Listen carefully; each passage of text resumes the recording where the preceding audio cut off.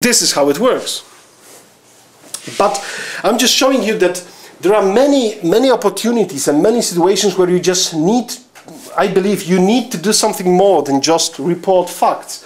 And for example, imagine it was 2008, there was an uprising in Tibet and Chinese forces came to Tibet to crush the uprising, and we just decided to publish a front page.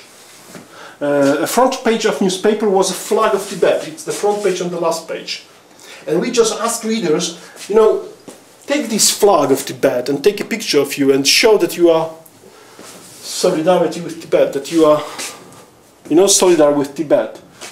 And we started to get such pictures, you know, this is from elementary school, this is from secondary school, this is a flash mob in the city of Łódź. You know, flash mob is that people are connecting each other with a mobile phone, that let's meet at the same place at the same time, yeah? And they just met, you know, they don't know each other and they just took a picture and sent it to the newspaper that they are supporting Tibetans, and we got 1,000 pictures just in a week. And I don't know if it is a journalism, but this is journalism I believe in. You know, that you are doing something, you know, not only to, that you are not only a safe observer sitting on your couch and watching a TV. Yeah? Another example is in Poland, when you are finishing the third grade of before the higher education, you need to pass the exam, and the exam is important to get to the university. And traditionally, Polish Ministry of Education was organizing trial exams to test your skills in mathematics, Polish, English, and so on and so on. And because of budget problems, they said we are not organizing it. So what we did, we just did organize it. We just organized trial exams for 225,000 students in Poland, all over Poland. Yeah, and they were just passing the exam. Of course, we just felt that it's important to help them. Of course, we felt it's also a business opportunity, because imagine that we are publishing the right answers in the newspaper, so you can imagine the circulation. Yeah? And so this is how it works. But you know, I believe it is helpful. And you know what happens is that we are organizing it for the third consecutive year, because now we are getting sponsors for it. And we started to organize runs all over Poland. So there is one day, it's in May, where last year we had 544 runs organized by, you know, NGOs, people connected with us, and 90,000 people just run together for, it was like 12 kilometers, I guess. Yeah, so this is how you can, you know, involve. Maybe there is not a huge idea. The idea is just to get fit, yeah. As you may imagine, I'm not running, but it was the general idea. In Poland, we have a proverb that a shoemaker is also always going without the shoes. Yes, so that's. And the last campaign was that we wanted to help, you know, NGOs that are working with female rights to support their proposal of gender parity in the elections. The gender parity in the election means that at least 50% of candidates should be women. It doesn't mean that you have to vote for women. Yeah? It doesn't mean that women have to be elected. It means that just the candidates should be women, because in general Polish politics is a very male thing. And, and there is a reason that a new government who wanted to do something you know, for public decided to build several hundred, not several hundred, more than 1,000 football stadiums rather than 1,000 kindergartens. Yeah, there is a reason for this, and one of the reasons is maybe that politics is a male thing in Poland. So we wanted to support it, and we helped them to gather, because in Poland, when you want Parliament to start working on a public legal act, public project, you just need 100,000 signatures. So we helped them to gather it through the newspaper. So what are the lessons? What are the lessons from all these stories I shared with you? I believe that the first lesson for journalists, and I understand you don't know it, but as a future journalist you may know it, is that you need to escape the matrix.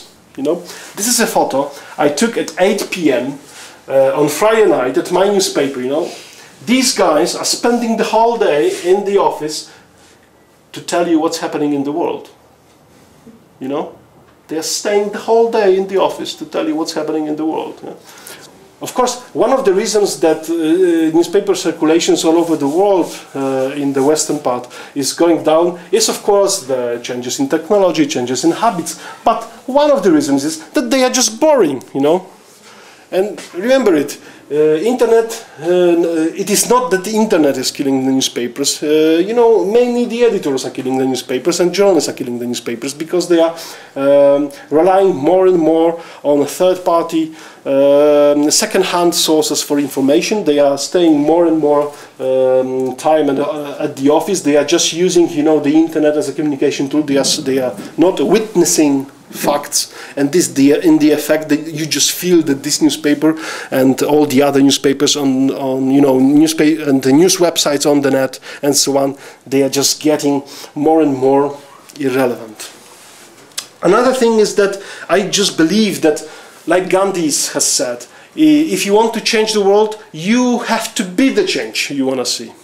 Yeah, and this is the old truth. You know, if you want to change something, you just have to start with yourself, and you just have to push other people to change it. And that's why we change, for example, the quality of service in Polish hospitals. We are just pushing for it. We are just calling for change, and we are just trying to do something, at least what we can do. Another important thing is that you just focus on people. You are not focusing on newspapers. I believe that we are doing well with our circulation, not because we are thinking about circulation, we are thinking about these people. You know, if we have to convince these people to save Rospuda, we just go after them. Maybe this guy is not reading Gazeta at all. Yeah? Probably not. But on this particular day, he didn't have anything other to do. Yeah? So it was a very good idea for him to read it. And on the other hand, it had an interesting content for him. Yeah? So that's the secret. Focus on people and give people tools.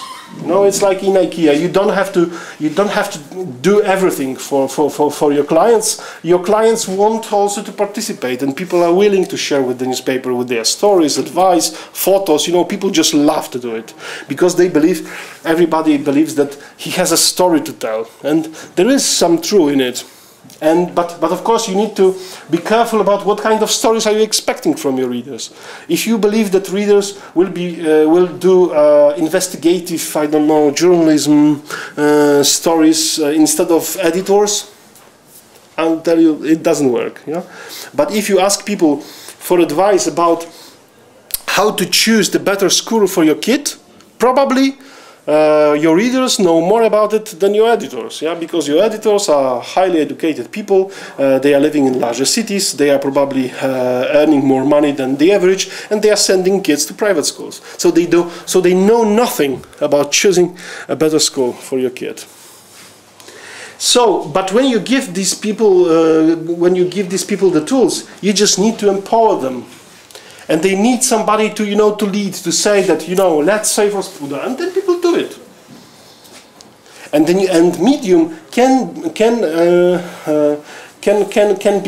be a leader like this. I'm not telling that this is a leader that I will be telling you on every day what you have to do. It doesn't work like this, you know, because people will stop reading a newspaper that is behaving like this, or they will stop reading a website, or I don't know, watching a TV. They just, but there is sometimes something like I don't know, a tipping point, or you need to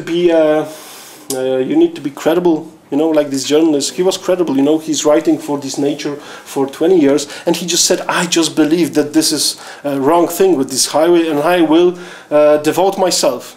He was not saying, you know, that you have to do the same as he is doing. He said, "I'm doing this. You may just sign a petition." Yeah? And some people signed a petition. Some others decided to get involved more. Yeah. So that's the story.